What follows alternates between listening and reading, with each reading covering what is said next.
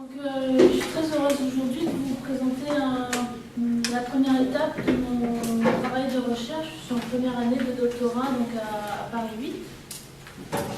Et donc je travaille en effet sur le travail en équipe, et ce que je vais vous présenter aujourd'hui, c'est un peu la contextualisation de mon terrain de recherche.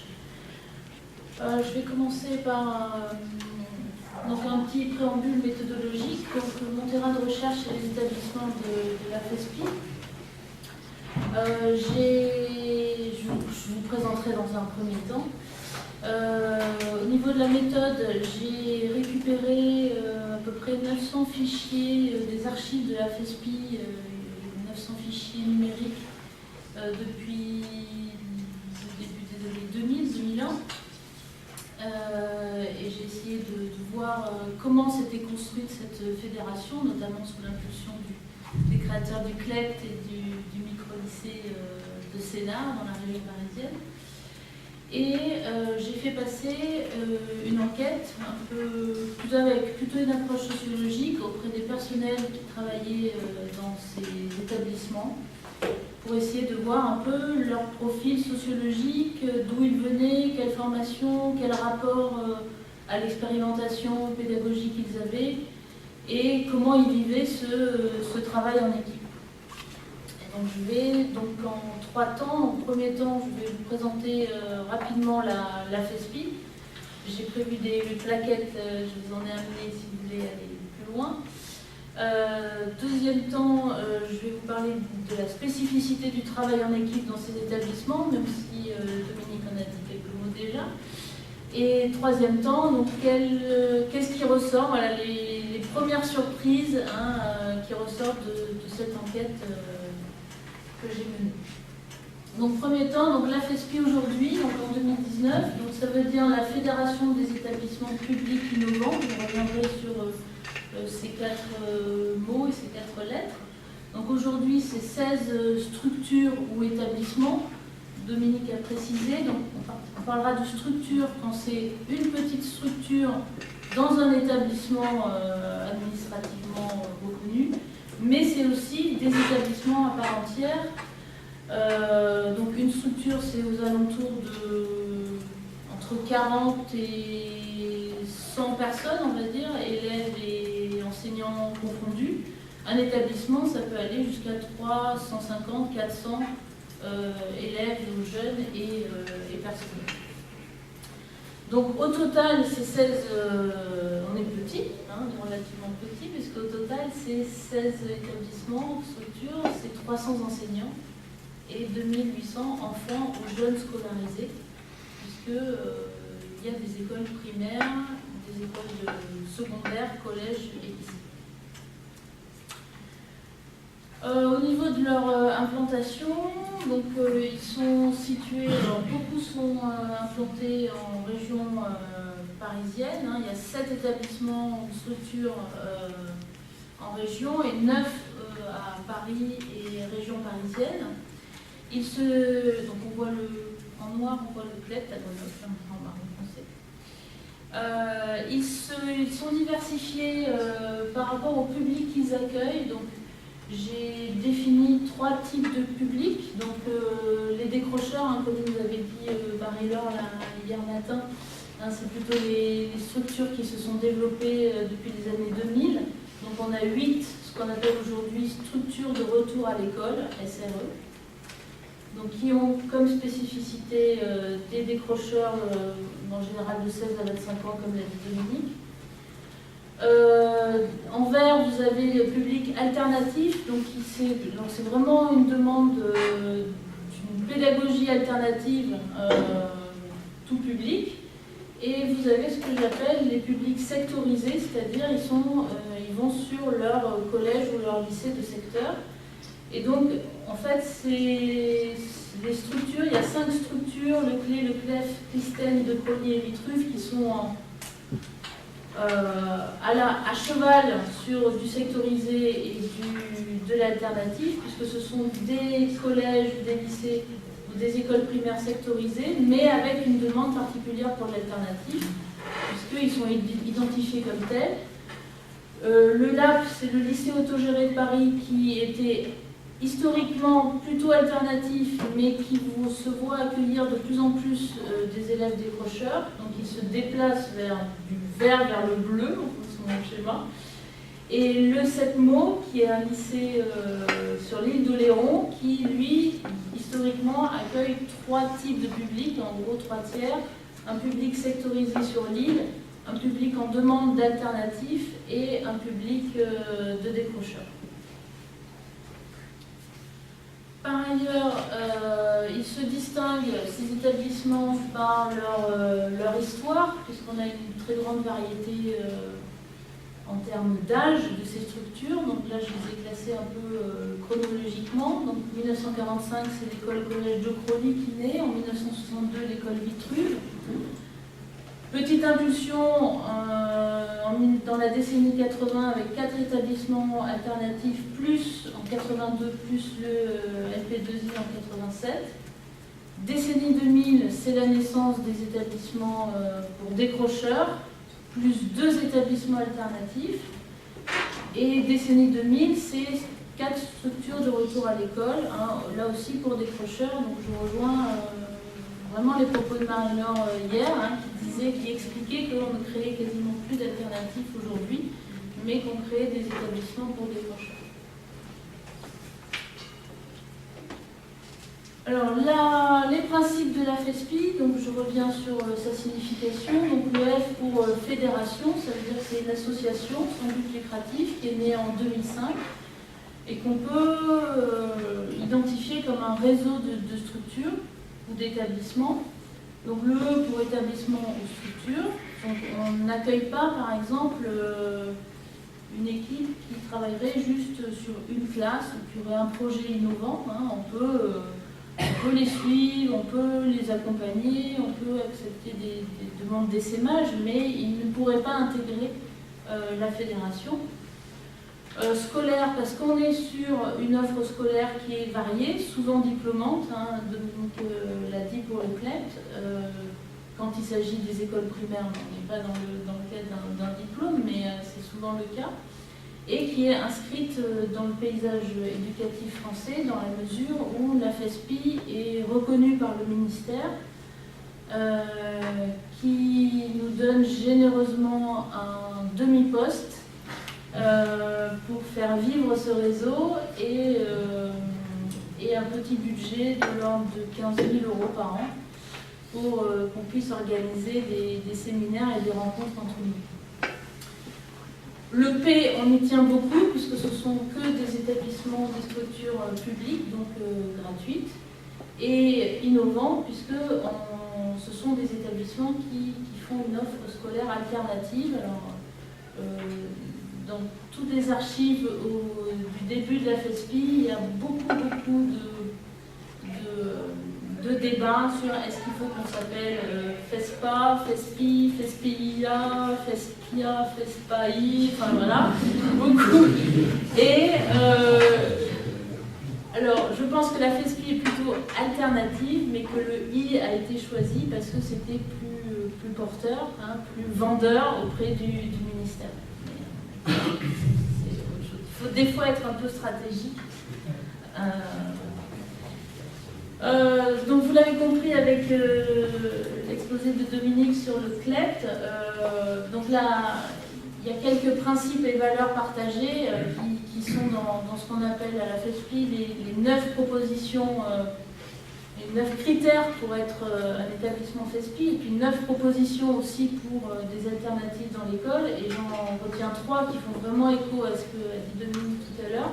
Donc l'éducabilité, hein, c'est-à-dire comme choix éthique et politique, avec le principe de non-réciprocité, c'est-à-dire qu'il faut aussi accepter que des jeunes ne rentrent pas dans le projet qu'on leur offre. Des rapports au savoir qui donnent sens aux apprentissages. Donc on l'a vu avec par exemple le registre culturel. Des rapports différents, hein, entre des jeunes et des adultes, basés sur une autre conception des enfants et des jeunes, avec, comme disait Dominique, une grosse part est faite à la parole, à l'écoute, à la confiance, et des temps et des espaces au service de ces principes avec des établissements à taille humaine. au-delà, vous pourrez aller voir sur le site de la FESPI les 9 autres propositions en entier. Alors, deuxième point, donc le travail en équipe dans les ESPI.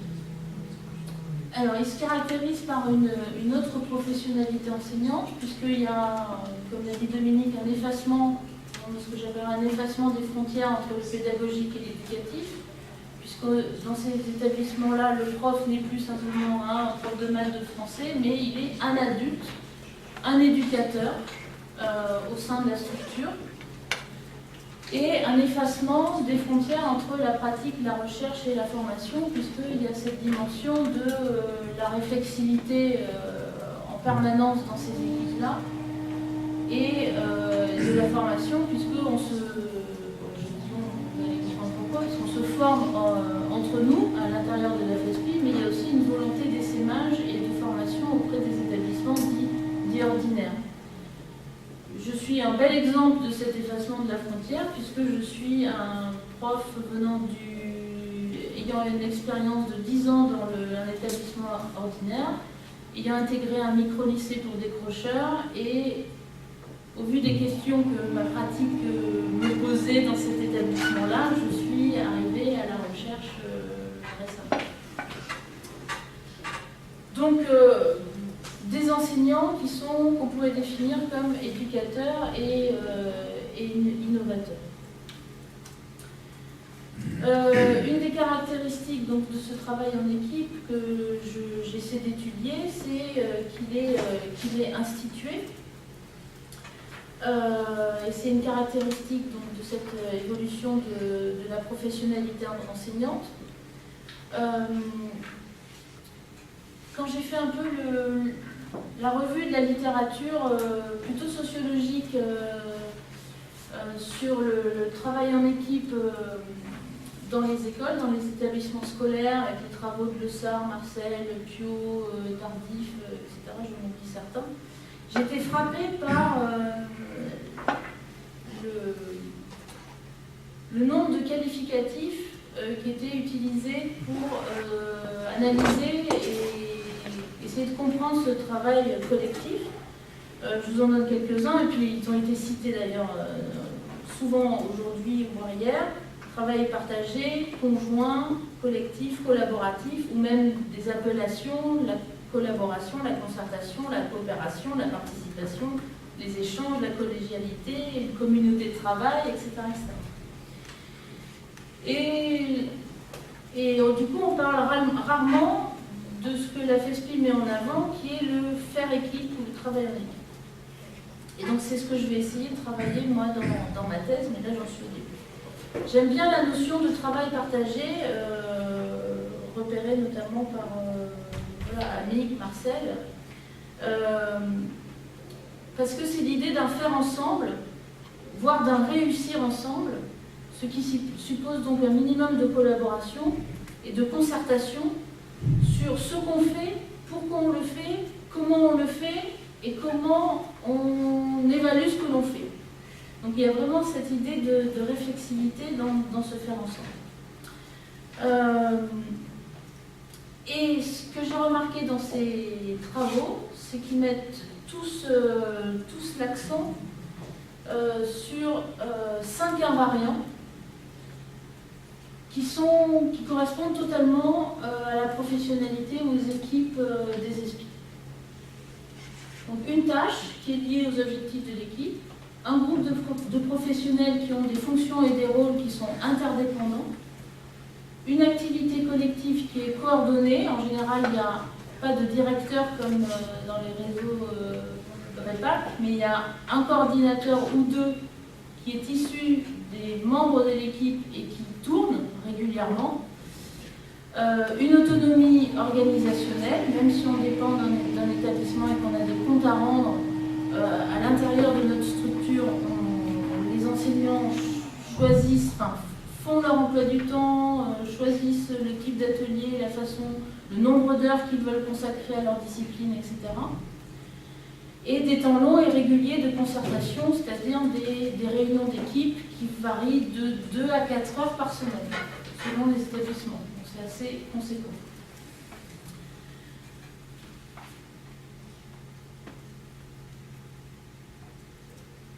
Donc, les résultats de mon enquête, donc j'ai envoyé un questionnaire à l'ensemble des personnels des ESPI entre mai et novembre 2018. Et contrairement au résumé que je vous avais donné, j'ai obtenu non pas 130 réponses, mais 176. J'en ai obtenu un peu plus depuis. Et il ressort quelques interrogations. Première interrogation, c'est quel contour se donnent les équipes.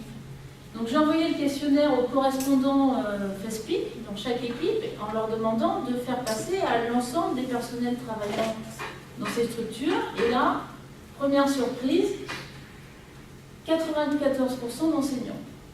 Alors que je sais qu'il y a d'autres personnels qui travaillent dans ces structures. Alors, deux hypothèses. Est-ce que ces personnels ne se sont pas sentis légitimes pour répondre à ce questionnaire?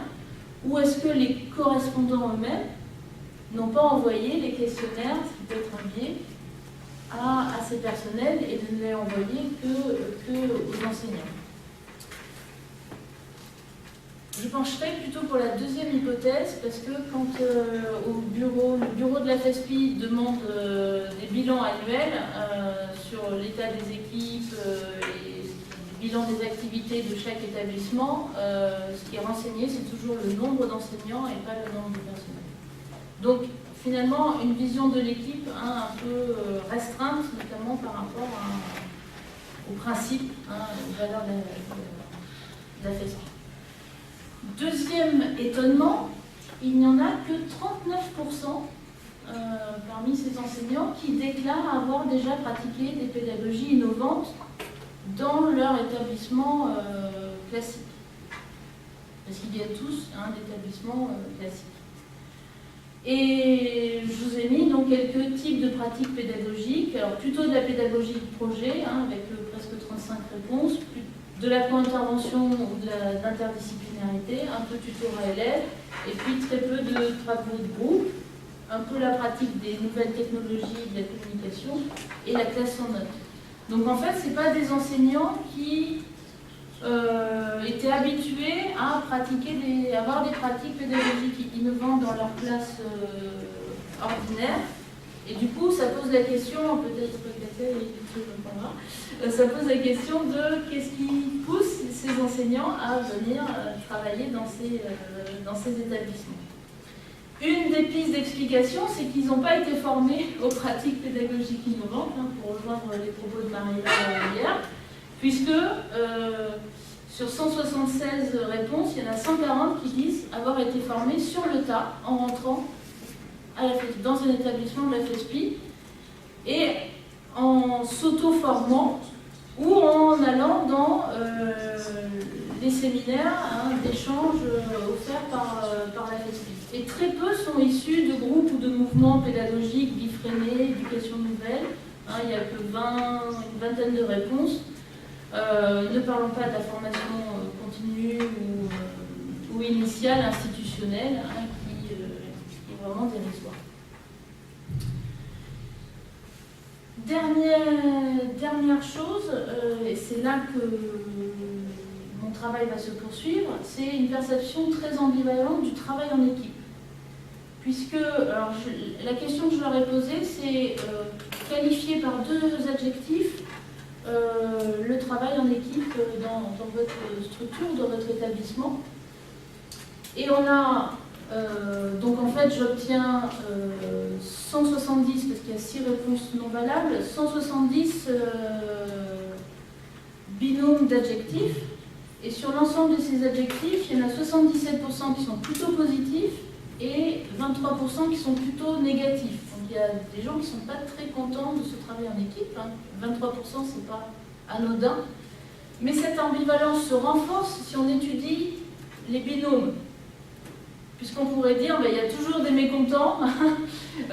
Mais en fait, si j'étudie les binômes, alors adjectif moins, il y a 6% donc vraiment d'individus mécontents. Mais il y a 31% de gens qui répondent à la fois un adjectif positif et à la fois un adjectif négatif. Donc il y a une ambivalence au niveau individuel de ce vécu du travail en équipe. Et pour terminer, J'ai essayé de regrouper, de faire des catégories sur ces adjectifs, et on voit un peu que ça va... J'aurais pu faire des flèches qui vont dans le sens opposé. Le positif concerne plutôt la nécessité, parce qu'on ne peut pas travailler dans ces structures sans se concerter un minimum, parce que c'est intéressant, parce que c'est utile, et ça génère un sentiment positif, ça dynamise. Mais en même temps, sur le négatif, certains soulignent au contraire l'inefficacité. Ça génère un sentiment négatif pour 35%, ou un sentiment d'inutilité, voire sans intérêt.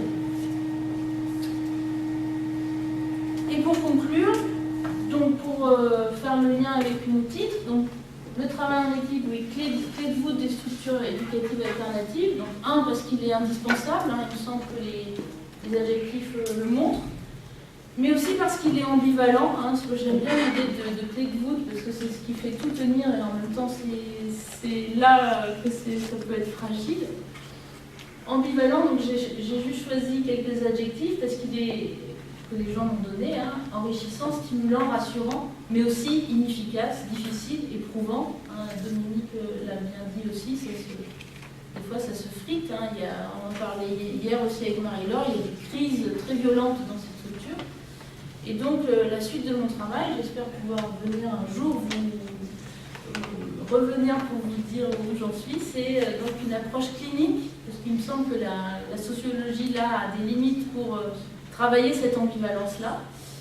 Donc je vais engager une approche clinique pour étudier ce travail en équipe.